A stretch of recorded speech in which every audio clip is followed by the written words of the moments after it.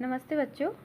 आज हम सांवले सपनों की याद पाठ के MCQ पढ़ेंगे। तो बच्चों प्रश्न नंबर 1 शुरू करते हैं। सांवले सपनों की याद पाठ के लेखक का नाम है। ऑप्शंस पढ़ लेते हैं। ऑप्शंस हैं प्रेमचंद, जाबिर हुसैन, राहुल सांकृत्यायन या ऑप्शन नंबर 4 है सूर्यकांत त्रिपाठी निराला। तो बच्चों राइट ऑप्शन हो जाएगा हमारा ऑप्शन नंबर 2 जाबिर हुसैन। प्रश्न नंबर 2 है जाबिर हुसैन का जन्म सन में हुआ था। फिलअप्स फॉर्म में दिया हुआ है बच्चों ये। तो यहाँ पर हमें राइट सन भरनी है, कौन सी सन में हुआ था। तो बच्चों ऑप्शंस हैं 1945, 1960, 1990 और 2000। तो बच्चों राइट ऑप्शन है हमारा ऑप्शन नंबर 1 1945। नेक्स्ट क्वेश्चन पढ़ते हैं बच्चों। नेक्स्ट क्वेश्चन है जाबिर हुसैन का जन्म किस प्रदेश में हुआ था। इनके जन्म का प्रदेश बताना है, कौन से प्रदेश में इनका जन्म हुआ था। तो ऑप्शंस पढ़ लेते हैं बच्चों। ऑप्शंस हैं बंगाल में, मध्य प्रदेश में, उत्तर प्रदेश में या बिहार में। तो बच्चों राइट ऑप्शन है हमारा ऑप्शन नंबर 4 बिहार।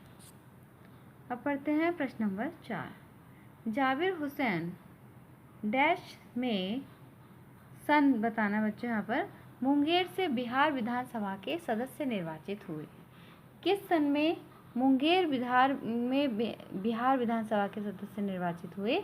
ऑप्शंस हैं 1977, 1988, 1999 और 1940। तो बच्चों राइट ऑप्शन है हमारा ऑप्शन 1 1977। बच्चों 1977 में ये मुंगेर एक जगह का नाम है, बिहार विधानसभा के सदस्य निर्वाचित हुए। प्रश्न नंबर 5 पढ़ लेते हैं। जाबिर हुसैन 1995 में डैश के सभापति बने। कहाँ के सभापति बने हमें ये बताना है। ऑप्शंस हैं उत्तर प्रदेश विधान परिषद, बिहार विधान परिषद, दिल्ली विधान परिषद या असम विधान परिषद। तो बच्चों इनका जन्म बिहार प्रदेश में हुआ है, तो ये बिहार विधान परिषद के ही सभापति बने थे 1995 में। तो राइट ऑप्शन हो जाएगा हमारा ऑप्शन नंबर 2 बिहार विधान परिषद। प्रश्न नंबर 6 है जाबिर हुसैन किस भाषा के प्राध्यापक रहे। तो बच्चों कुछ बच्चे थोड़ा सा कंफ्यूज हो जाते हैं कि उन्होंने हिंदी में चैप्टर लिखा है, तो मे बी ये हिंदी के प्राध्यापक रहे हो। बच्चों प्राध्यापक कहा जाता है प्रोफेसर को। तो ये किस विषय के प्राध्यापक रहे हैं। तो हमारा राइट ऑप्शन हो जाएगा ये अंग्रेजी विषय के प्राध्यापक रहे हैं। अंग्रेजी और साहित्य ये पढ़ाया करते थे। नेक्स्ट क्वेश्चन है जाबिर हुसैन को किन भाषाओं का ज्ञान था। ऑप्शंस हैं हिंदी, उर्दू, अंग्रेज़ी या उपरोक्त तीनों। तो बच्चों राइट ऑप्शन हो जाएगा हमारा ऑप्शन नंबर 4 यानी कि उपरोक्त तीनों। जाबिर हुसैन जी को हिंदी, उर्दू और अंग्रेजी तीनों ही भाषाओं का अच्छा ज्ञान था। प्रश्न नंबर 8 पढ़ते हैं। जाबिर हुसैन की रचना नहीं है। तो बच्चों नहीं को बहुत ध्यान से पढ़िएगा। इनमें से हमें बताना है कौन सी रचना है जो जाबिर हुसैन द्वारा नहीं की गई है। तो ऑप्शंस हैं जो आगे हैं अतीत का चेहरा, प्रेमचंद के फटे जूते या डोला बीबी का मज़ार। तो बच्चों राइट ऑप्शन है हमारा ऑप्शन नंबर 3 प्रेमचंद के फटे जूते। ये चैप्टर यानी कि ये वाला पाठ हमारा जाबिर हुसैन द्वारा नहीं लिखा गया है। प्रश्न नंबर 9 देख लेते हैं। निम्नलिखित में से जाबिर हुसैन की रचना है। यहाँ पर जो उनकी रचना है उसके विषय में बताना है। तो ऑप्शंस देख लेते हैं एक नदी रेत भरी, फॉल ऑफ स्पैरो, वाक, एक कुत्ता और एक मैना। तो बच्चों अगर आप ध्यान से देखेंगे ये आपके बुक में दूसरा चैप्टर है जो जाबिर हुसैन का नहीं है। वाक जो है कश्मीरी कवयित्री हैं ललतदिद, ये उनका चैप्टर है, तो ये भी जाबिर हुसैन का नहीं है। फॉल ऑफ स्पैरो ये आया तो इसी पाठ में है, लेकिन ये सालिम अली की रचना है, सालिम अली की आत्मकथा है। तो राइट ऑप्शन होता है हमारा ऑप्शन नंबर 1, एक नदी रेत भरी। ये जो है ये जाबिर हुसैन की रचना है। अब पढ़ते हैं प्रश्न नंबर 10। सालिम अली का जन्म कब हुआ था? तो बच्चों डेट ऑफ बर्थ हमें इनकी बतानी है यहाँ पर। सालिम अली का जन्म कब हुआ था? ऑप्शंस देख लेते हैं। 12 नवंबर 1896, 20 नवंबर 1615, 24 नवंबर 1999 या उपरोक्त तीनों। तो बच्चों राइट ऑप्शन हो जाएगा हमारा, देखिए बच्चों ये पाठ के लास्ट में दिया हुआ है, एक्स्ट्रा जानकारी के बारे में इन्होंने दिया है सालिम अली के विषय में कि इनका जो जन्म हुआ था वो कब हुआ था।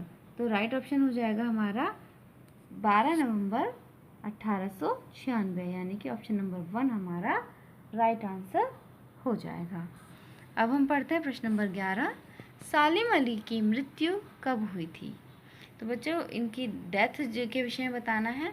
तो ऑप्शन 31 जुलाई 1807, 21 मार्च 2000, 20 जून 1987 और 2 अक्टूबर 1935। तो बच्चों इनकी जो मृत्यु हुई थी वो 20 जून 1987 में हुई थी, इसलिए ऑप्शन नंबर 3 हमारा राइट आंसर हो जाएगा। अब बढ़ते हैं प्रश्न नंबर 12 की ओर। सालिम अली की आत्मकथा का क्या नाम है? ऑप्शंस हैं fall of A sparrow, my story, my autobiography या मेरा परिचय। तो बच्चों राइट ऑप्शन है यहाँ पर option number 1, fall of A sparrow. एक बार इनके बचपन की घटना है कि इनके एयरगन से एक स्पैरो, एक गौरैया को चोट लग गई थी, तो उसी से प्रेरित होकर ये एक पक्षी विज्ञानी बने, तो इन्होंने अपनी आत्मकथा का नाम भी फॉल ऑफ ए स्पैरो रखा है। प्रश्न नंबर 13। सालिम अली की आत्मकथा में किससे संबंधित रोचक किस्से हैं? ऑप्शंस हैं पक्षियों से संबंधित, पशुओं से संबंधित, जीवन से संबंधित या पुराणों से संबंधित। तो बच्चों राइट ऑप्शन है हमारा ऑप्शन नंबर 1, पक्षियों से संबंधित, क्योंकि सालिम अली एक पक्षी विज्ञानी हैं, तो इन्होंने अपनी आत्मकथा में भी पक्षियों से संबंधित रोचक किस्से ही लिखे हैं। D.H. लॉरेंस कौन है? प्रश्न नंबर 14 पढ़ते हैं बच्चों। D.H. लॉरेंस कौन है? ऑप्शंस हैं प्रसिद्ध उपन्यासकार, प्रसिद्ध समाज सुधारक, प्रसिद्ध पक्षी विज्ञानी या उपरोक्त में से कोई नहीं। तो बच्चों राइट ऑप्शन है हमारा ऑप्शन नंबर 1, प्रसिद्ध उपन्यासकार। ये एक उपन्यासकार थे और प्रकृति प्रेमी कवि भी थे। इनका वर्णन हमें जाबिर हुसैन का जो हमारा पाठ दिया हुआ है सांवले सपनों की याद, इसमें मिलता है। अब हम पढ़ते हैं प्रश्न नंबर 15। सांवले सपनों की याद नामक पाठ में किसका वर्णन है? ये पाठ हमारी बुक में आया है, इसमें किसके विषय में बताया गया है? तो इस प्रश्न का उत्तर वही बच्चे दे पाएंगे जिन्होंने पाठ को पढ़ा है। ऑप्शंस देख लेते हैं। सांवले सपनों का, सालिम अली का, सांवले रंग का या उपरोक्त तीनों। तो बच्चे सांवले सपनों की याद जो हमारे पाठ का नाम है, लेकिन इसमें सांवले या सपनों का कोई वर्णन नहीं है, ये इसमें सालिम अली का वर्णन है। तो ऑप्शन नंबर 2 हमारा राइट ऑप्शन हो जाएगा। अब हम पढ़ते हैं प्रश्न नंबर 16। सांवले सपनों की याद पाठ किस शैली में लिखा गया है? शैली कहते हैं बच्चों लिखने का तरीका। तो ऑप्शंस पढ़ लेते हैं। डायरी शैली, व्यंग्यात्मक शैली, रचनात्मक शैली या उपरोक्त में से कोई नहीं। तो बच्चों ये जो हमारा पाठ है ये डायरी शैली का एक उदाहरण है, इसलिए ऑप्शन नंबर 1 हमारा राइट आंसर हो जाएगा। अब पढ़ते हैं प्रश्न नंबर 17। सांवले सपनों की याद नामक पाठ गद्य की किस विधा का उदाहरण है? अभी हमने पिछले प्रश्न में शैली के विषय में पूछा गया है, अब यहाँ पर हमें गद्य विधा के विषय में बताना है। तो ऑप्शंस देख लेते हैं। निबंध, कविता, कहानी या संस्मरण। तो बच्चों राइट ऑप्शन है हमारा ऑप्शन नंबर 4, संस्मरण। सांवले सपनों की याद जो है संस्मरण है। बच्चों संस्मरण में लेखक अपने जीवन के कुछ यादों को, कुछ घटनाओं को लिखते हैं। तो राइट ऑप्शन हो जाएगा इसका ऑप्शन नंबर 4। अब चलते हैं प्रश्न नंबर 18 की तरफ। प्रश्न नंबर 18 है सांवले सपनों के हुजूम में आगे आगे कौन चल रहे हैं? तो बच्चों पाठ में बताया गया है, तो राइट ऑप्शन हमारा देख लेते हैं अभी कौन सा होगा। तो सारे ऑप्शन सही पढ़ते हैं। सालिम अली, लेखक, चौधरी चरण सिंह या गौरैया। तो बच्चों राइट ऑप्शन हो जाएगा हमारा ऑप्शन नंबर 1 सालिम अली। प्रश्न नंबर 19 है, सालिम अली का यह सफ़र किस प्रकार का है? ऑप्शंस पढ़ लेते हैं। रोज़ किया जाने वाला है, थकाने वाला है, अंतहीन है या उपरोक्त में से कोई नहीं है। तो बच्चों राइट ऑप्शन हो जाएगा हमारा ऑप्शन नंबर 3 अंतहीन, क्योंकि वो मृत्यु के सफ़र की ओर बढ़ रहे हैं, तो ये सफ़र उनका अंतहीन है। प्रश्न नंबर 20 है, लोग पक्षियों को आदमी की नज़र से देखना चाहते हैं, किसने कहा? ये एक डायलॉग फॉर्म में ये उस पार्ट के अंदर आया है, तो हमें बताना है ये सेंटेंस किसके द्वारा कहा गया है। सालिम अली के द्वारा, लेखक के द्वारा, चौधरी चरण सिंह के द्वारा या उपरोक्त में से कोई नहीं। तो बच्चों ये 3 पात्र ही हमें इस कहानी में मिलते हैं, लेकिन यह जो वाक्य है ये कहा है सालिम अली ने, यानी कि ऑप्शन नंबर 1 हमारा राइट आंसर होगा। अब पढ़ते हैं प्रश्न नंबर 21, सालिम अली की मृत्यु किस कारण हुई? इनकी डेथ का रीज़न बताना है। ऑप्शंस हैं बुढ़ापे के कारण, दुर्घटना के कारण, बीमारी के कारण या उपरोक्त में से कोई नहीं। तो बच्चों राइट ऑप्शन है हमारा ऑप्शन नंबर 3 बीमारी के कारण। इनकी मृत्यु का कारण बच्चों कैंसर नामक बीमारी थी। हालांकि इनकी उम्र भी काफ़ी हो चुकी थी, लेकिन मृत्यु इनकी कैंसर की वजह से हुई थी। अब पढ़ते हैं प्रश्न नंबर 22, सालिम अली क्या करते थे? क्या करते थे कहने का मतलब है वो किस प्रोफेशन में थे। ऑप्शंस देख लेते हैं। पक्षी विज्ञानी थे, वैज्ञानिक थे, अध्यापक थे या मंत्री थे। तो राइट ऑप्शन है हमारा ऑप्शन नंबर 1 पक्षी विज्ञानी थे, ये एक वर्ड वॉचर थे। प्रश्न नंबर 23, अधिकांशतः सालिम अली के गले में क्या रहता था? इसके विषय में पाठ में बताया गया है। ऑप्शंस देख लेते हैं। स्टेथोस्कोप, टाई, दूरबीन, सत्य। तो बच्चों राइट ऑप्शन हो जाएगा हमारा ऑप्शन नंबर 3 दूरबीन, क्योंकि एक वर्ड वॉचर थे तो इनके गले में हमेशा एक दूरबीन रहा करती थी। प्रश्न नंबर 24 देख लेते हैं। सालिम अली की जीवन साथी तथा विद्यालय के दिनों की सहपाठी का नाम क्या था? बच्चों जीवन साथी कहा जाता है वाइफ को या हस्बैंड को, तो अब ये सालिम अली के वाइफ के विषय में पूछा जा रहा है, जो इनकी सहपाठी भी थी, यानी कि बचपन में इनके साथ पढ़ी हुई थी। तो इनका नाम बताना है। ऑप्शंस हैं फरजाना, रुखसाना, सलमा या तहमीना। तो बच्चों राइट ऑप्शन है हमारा ऑप्शन नंबर 4 तहमीना, इनकी वाइफ का नाम था तहमीना। क्वेश्चन नंबर 25, सालिम अली के समय में प्रधानमंत्री कौन थे? जब सालिम अली जीवित थे उस समय में हमारे देश के प्रधानमंत्री कौन थी? वैसे तो इनके जीवन काल में हो सकता है कई प्रधानमंत्री रहे हों, लेकिन उस समय जब क्योंकि ये प्रधानमंत्री के पास गए थे, इन्होंने उनसे कुछ बात की थी, तो उन प्रधानमंत्री के विषय में पूछा जा रहा है। ऑप्शंस देख लेते हैं। जवाहरलाल नेहरू, कल्याण सिंह, मुलायम सिंह, चौधरी चरण सिंह। तो बच्चों देखिए ये जो ऑप्शन नंबर 2 और 3 है, ये दोनों व्यक्ति कभी हमारे देश के प्रधानमंत्री नहीं रहे हैं। जवाहरलाल नेहरू हमारे देश के प्रधानमंत्री रहे हैं, लेकिन ये प्रथम प्रधानमंत्री थे। तो राइट ऑप्शन है हमारा ऑप्शन नंबर 4 चौधरी चरण सिंह। अब पढ़ते हैं क्वेश्चन नंबर 26, भारत के किस स्थान की पर्यावरण से संबंधित समस्या को लेकर वे प्रधानमंत्री चौधरी चरण सिंह से मिले? बच्चों यहाँ पर वे का मतलब है सालिम अली। ये वे जो है सालिम अली को इंडिकेट करता है। तो उस स्थान का नाम बताना है जहाँ पर कोई पर्यावरण में कोई समस्या हो रही थी। ऑप्शंस हैं केरल की Silent Valley, Sundarvan delta, Kashmir या दक्षिण का पठार।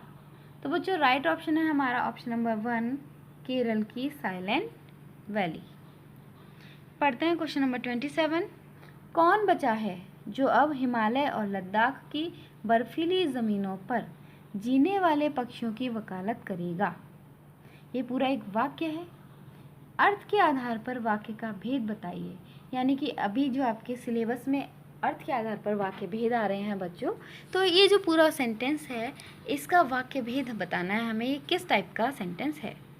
ऑप्शंस है विस्मयादिबोधक, आज्ञावाचक, प्रश्नवाचक या विधानवाचक।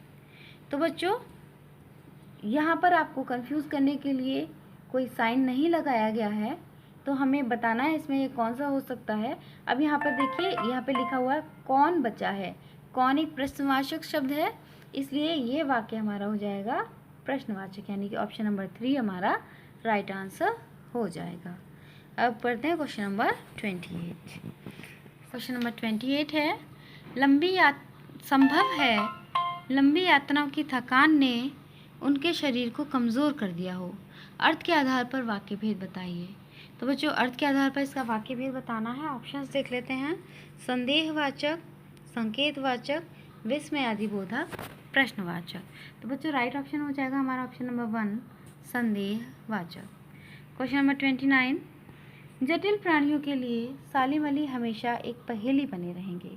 अर्थ के आधार पर वाक्य भेद बताइए। ऑप्शंस हैं विधानवाचक, प्रश्नवाचक, आज्ञावाचक, संदेहवाचक। तो बच्चों राइट ऑप्शन है हमारा ऑप्शन नंबर 1 विधानवाचक। क्वेश्चन नंबर 30 देख लेते हैं, एहसास की एक ऐसी उबड़ खाबड़ जमीन पर जन्मे मिथक का नाम है सालिम अली। अर्थ के आधार पर वाक्य भेद बताइए। तो बच्चों यहाँ पर भी सीधे सीधे एक सूचना दी जा रही है, तो यहाँ पर भी हमारा राइट ऑप्शन हो जाएगा ऑप्शन नंबर 3 विधानवाचक। क्वेश्चन नंबर 31 है, किस घटना ने सालिम अली को पक्षी विज्ञानी बनने के लिए प्रेरित किया। ऑप्शंस पढ़ लेते हैं, हवाई जहाज को उड़ते हुए देखना, एयरगन से गौरैया का घायल होना, अध्यापक द्वारा पक्षियों की कहानी सुनाना या उपरोक्त में से कोई नहीं। तो बच्चों राइट ऑप्शन हो जाएगा हमारा ऑप्शन नंबर 2 एयरगन से गौरैया का घायल होना। क्वेश्चन नंबर 32 पढ़ लेते हैं बच्चों, D.H. लॉरेंस की पत्नी का नाम क्या था। ऑप्शंस पढ़ लेते हैं, Meera Lawrence, Radha Lawrence, Frieda Lawrence या रोजी लॉरेंस। तो बच्चों राइट ऑप्शन है हमारा option number 3 Frieda Lawrence. D.H. Lawrence भी एक पात्र हैं जिनके विषय में इस पाठ में बताया गया है। ये भी एक प्रकृति प्रेमी उपन्यासकार थे। प्रश्न नंबर 33 देख लेते हैं, केरल की साइलेंट वैली में कौन सा पर्यावरण संकट उत्पन्न हो गया था। अभी हमने क्वेश्चन पढ़ा था कहाँ पर हुआ था, तो ये केरल में हुआ था। अब इस प्रश्न में पूछा जा रहा है कि केरल की साइलेंट वैली में कौन सा पर्यावरण संकट, यानी कि वह कौन सी समस्या थी पर्यावरण से संबंधित जो उत्पन्न हो गई थी। ऑप्शंस हैं जानवरों का, ध्वनि प्रदूषण, वायु प्रदूषण या रेगिस्तानी हवा के झोंके। तो बच्चों राइट ऑप्शन है हमारा ऑप्शन नंबर 4 रेगिस्तानी हवा के झोंके। अब पढ़ते हैं प्रश्न नंबर 35, अंतहीन शब्द में समास होगा। बच्चों सामासिक शब्द भी प्रश्नोत्तर में पूछे जा सकते हैं, तो यहाँ पर हम अंतहीन समास में शब्द समझ लेते हैं, समास समझ लेते हैं। ऑप्शंस हैं तत्पुरुष समास, द्विगु समास, द्वंद्व समास या बहुब्रीहि समास। तो बच्चों राइट ऑप्शन है हमारा ऑप्शन नंबर 1 तत्पुरुष समास। अंत से हीन इस विग्रह के आधार पर यहाँ पर ये तत्पुरुष समास होता है। प्रश्न नंबर 36, प्रकृति की दुनिया में सालिम अली डैश बनकर उभरे। अब इस खाली जगह पर हमें सही वाला उत्तर लिखना है। तो ऑप्शंस पढ़ लेते हैं, टापू, ज़मीन, पेड़ या सागर। तो बच्चों राइट ऑप्शन है हमारा ऑप्शन नंबर 4 सागर। बच्चों फिलअप्स टाइप के क्वेश्चन के लिए आपको पूरे चैप्टर को डीपली पढ़ना है और हर इम्पॉर्टेंट फैक्ट को अंडरलाइन करके समझना है। आगे पढ़ते हैं क्वेश्चन नंबर 37, सालिम अली तुम लौटोगे ना। अर्थ के आधार पर वाक्य भेद है। बच्चों इस तरह के वाक्य कभी कभी बच्चों को कंफ्यूज कर देते हैं, क्योंकि हमने पढ़ा है कि ना और नहीं वाले वाक्य निषेधवाचक में आते हैं, लेकिन यहाँ पर ये ना जो है ये निषेधवाचक ना नहीं है। यहाँ पर कौन सा वाक्य भेद होगा, ऑप्शंस पढ़ लेते हैं, निषेधवाचक, विधानवाचक, आज्ञावाचक या प्रश्नवाचक। तो राइट ऑप्शन हो जाएगा हमारा ऑप्शन नंबर 3 आज्ञावाचक, क्योंकि यहाँ पर सालिम अली से रिक्वेस्ट की जा रही है वापस आने के लिए। क्वेश्चन नंबर 38, पाठ में आए शब्द यायावरी का अर्थ है। एक शब्द आया है यायावरी, इस शब्द का अर्थ क्या होता है हमें बताना है। ऑप्शंस हैं घुमक्कड़पन, खर्चीलापन, सज्जनता या उपरोक्त में से कोई नहीं। तो बच्चों राइट ऑप्शन है हमारा ऑप्शन नंबर 1, घुमक्कड़पन। अब पढ़ते हैं क्वेश्चन नंबर 39, किसे ऐसा लगता है कि सालिम अली पक्षियों में के सुराग में ही निकले हैं और बस अभी गले में लंबी दूरबीन लटकाए खोजपूर्ण नतीजों के साथ लौट आएंगे। ऐसा किसे लगता है? तो ऑप्शंस पढ़ लेते हैं बच्चों। जो उनके स्वभाव से परिचित हैं, जो उनके स्वभाव से अपरिचित हैं, जो उनकी मृत्यु से अपरिचित हैं, या जो ईश्वर में विश्वास करते हैं। तो बच्चों राइट ऑप्शन हो जाएगा हमारा ऑप्शन नंबर 1, जो उनके स्वभाव से परिचित हैं, क्योंकि ये वर्डवाचक थे और अपने काम में बहुत ही ज़्यादा लगन से अपने काम को किया करते थे। तो इनकी डेथ के बाद भी लोगों को ऐसा लगता था कि अभी कहीं काम पर गए हुए हैं, पक्षियों को देखने गए हुए हैं और अभी वो वापस आ जाएंगे। तो अब पढ़ते हैं क्वेश्चन नंबर 40, D.H. लॉरेंस के बारे में उनकी पत्नी से भी ज़्यादा कौन जानता है? ऑप्शन मित्र, शत्रु, नेता या गौरैया। तो बच्चों राइट ऑप्शन है हमारा ऑप्शन नंबर 4, गौरैया। अब पढ़ते हैं क्वेश्चन नंबर 41, सैलानियों शब्द का अर्थ है। पाठ में शब्द आया हुआ है ये सैलानियों, तो इसका अर्थ बताना है। ऑप्शन पर्यटक, पर्यटन, परिभ्रमण या भ्रमण। तो बच्चों लगभग सेम जैसे शब्द दिखने वाले हैं इसमें, लेकिन इसका सही आंसर होगा हमारा ऑप्शन नंबर 1, पर्यटक। पर्यटक कहा जाता है उस व्यक्ति को जो घूमने के लिए आया होता है या जो घूमना जिसका शौक होता है। पर्यटन कहा जाता है घूमने के व्यवसाय को, और परिभ्रमण यानी घूमना और भ्रमण यानी घूमना। तो राइट ऑप्शन हो जाएगा ऑप्शन नंबर 1, पर्यटक। अब पढ़ते हैं क्वेश्चन नंबर 42, पाठ के अनुसार कौन वृंदावन में जाने पर कृष्ण से संबंधित पूरे घटनाक्रम की याद दिला देता है? बच्चों अकॉर्डिंग टू लेसन हमें बताना है ये। तो ऑप्शंस देख लेते हैं, यमुना का सांवला पानी, कृष्ण का घर, गोपियाँ या ग्वाली। तो बच्चों राइट ऑप्शन है हमारा ऑप्शन नंबर 1, यमुना का सांवला पानी। पाठ में बताया गया है कि जब आप वृंदावन जाएंगे, गोकुल जाएंगे, तो वहाँ पर यमुना का सांवला पानी हमें कृष्ण की पूरी याद जो है दिला देता है। क्वेश्चन नंबर 43 पढ़ लेते हैं, सहपाठी शब्द में समास है। ऑप्शंस देख लेते हैं बच्चों। बहुत सारे समास हमारे विग्रह पर आधारित होते हैं, इसलिए यहाँ पर विग्रह भी दिया गया है। तो ऑप्शन नंबर 1 है साथ और पाठी, द्वंद्व समास। सह के लिए पाठी, संप्रदान तत्पुरुष।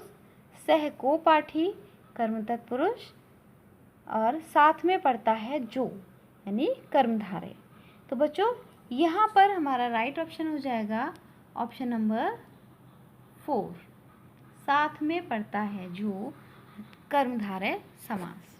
क्वेश्चन नंबर 44 देख लेते हैं, सालिम अली शारीरिक रूप से कैसे थे? ऑप्शंस हैं हृष्ट पुष्ट, कमजोर काया वाले, बलिष्ठ काया वाले या उपरोक्त में से कोई नहीं। तो बच्चों सालिम अली शारीरिक रूप से कमजोर काया वाले थे, यानी पतले दुबले थे। अब पढ़ते हैं क्वेश्चन नंबर 45, अपने भीतर रोमांच का सोता फूटता महसूस कर सकता है। सोता शब्द का तत्सम रूप बताइए। तो बच्चों सोता जो शब्द है इसका तत्सम रूप बताना है। तत्सम रूप वो होते हैं जो संस्कृत के समान, जैसे जिस प्रकार संस्कृत में होते हैं उसी प्रकार उनको हिंदी में ले लिया जाता है। तो ऑप्शंस देख लेते हैं, शोभिता, स्त्रोत, नींद या सोत। तो बच्चों राइट ऑप्शन है हमारा ऑप्शन नंबर 2, स्त्रोत। स्त्रोत को सोत या सोता बोला जाता है उसके तद्भव रूप में। पढ़ते हैं बच्चों प्रश्न नंबर 46, रास लीला शब्द में समास बताइए। ऑप्शंस हैं रास की लीला, संबंध तत्पुरुष। रास और लीला, द्वंद्व समास। रास है लीला जिसकी, बहुब्रीहि समास। या रास के लिए लीला, संप्रदान तत्पुरुष। तो बच्चों राइट ऑप्शन हमारा ऑप्शन नंबर 1, रास की लीला यानी कि संबंध तत्पुरुष।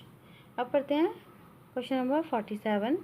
जाबिर हुसैन का जन्म किस जिले के किस गांव में हुआ था? बच्चों, एक प्रश्न के माध्यम से हम ये तो जान चुके हैं कि इनका जन्म बिहार जिले में, बिहार राज्य में तो हुआ था, लेकिन अभी हमें बताना है इनका जिला और इनका गांव। तो ऑप्शंस हैं लखीमपुर, बेनीपुर गांव, मुरादाबाद, मिलक गांव, नालंदा, नौनही राजगीर गांव, या उपरोक्त में से कोई नहीं। तो बच्चों, राइट ऑप्शन हमारा ऑप्शन नंबर 3 नालंदा का नौनही राजगीर गांव। तो बच्चों, यहाँ पर हमारे सारे क्वेश्चन आंसर समाप्त हुए। आशा है आपके लिए बहुत ही उपयोगी सिद्ध होंगे और आपके टर्म 1 और टर्म 2 में दोनों में ही काम आएंगे। तो अगर आपको मेरी वीडियो अच्छी लगी हो तो मेरी वीडियो को लाइक और सब्सक्राइब ज़रूर करें। धन्यवाद।